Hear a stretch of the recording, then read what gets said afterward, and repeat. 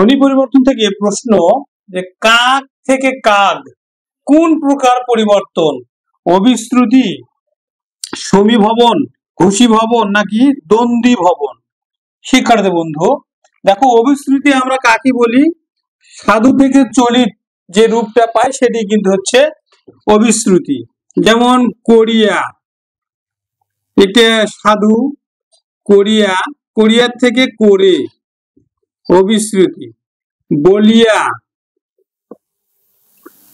বলিয়ার থেকে বলে। বসিয়া, বসিয়া থেকে বসে। ধরিয়ার থেকে ধরে। শিক্ষার্থী বন্ধু লক্ষ্য করে দেখো, প্রত্যেকটাতে কিন্তু এটা চেনার একটা সহজ উপায় যে অন্তস্থ অ আছে, অন্তস্থ অ, অন্তস্থ অ আছে। তার অবিশ্রুতি আমরা শিখলাম, এখানে কিন্তু অবিশ্রুতি নেই। তারপর দেখো সমীভবন, শব্দ মধ্যস্থ দুটি ভিন্ন ধ্বনি একে অপরের প্রভাবে যদি অল্পবিষ্ট সমতা লাভ করে, এই ব্যাপারকে আমরা সমীভবন বলবো। যেমন কান্না, কান্না, কাঁদনা, কাঁদনার থেকে কান্না,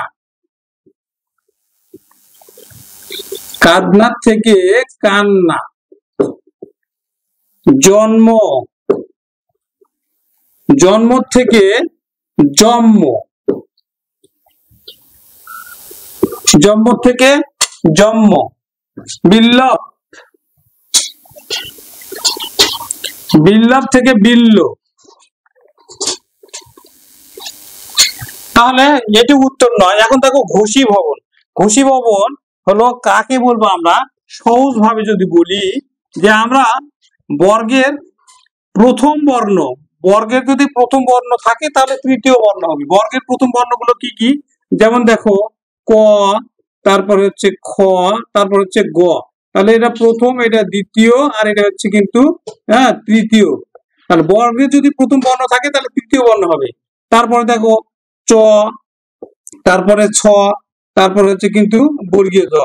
তারপর দেখো চ ছ, তারপর হচ্ছে ট, তারপরে ঠ, তারপর হচ্ছে দ, তারপর হচ্ছে যে ত, থ,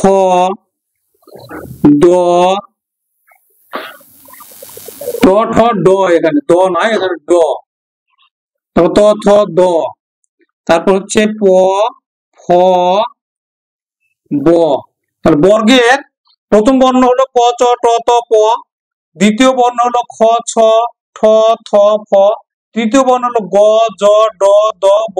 তার বর্গের যদি প্রথম বর্ণ থাকে তাহলে কিন্তু তৃতীয় বর্ণ হবে।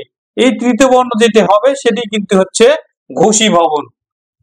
যেমন দেখো এখানে কাক, এখানে ক আছে, এখানে কটা কি হয়ে গেছে? এখানে গ। তার মানে কি হয়ে গেল?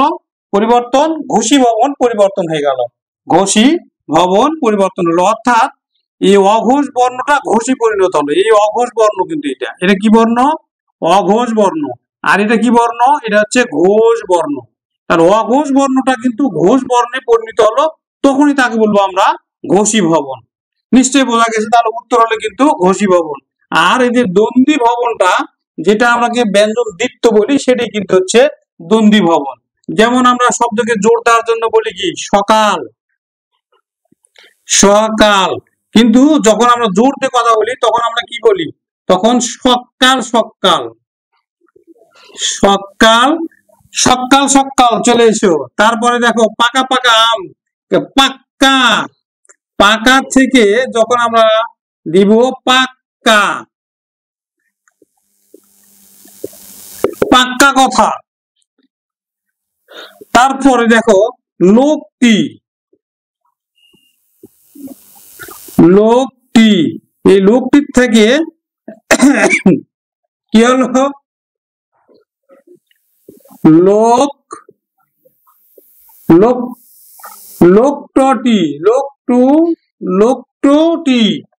বইটি, বইটি, বইটি। তারপরে এখানে হচ্ছে দেখো টটা কিন্তু দ্বিত্ব হলো। তারপর বইটি, তারপরে আমরা লিখলাম বই, বইটি, বইটি।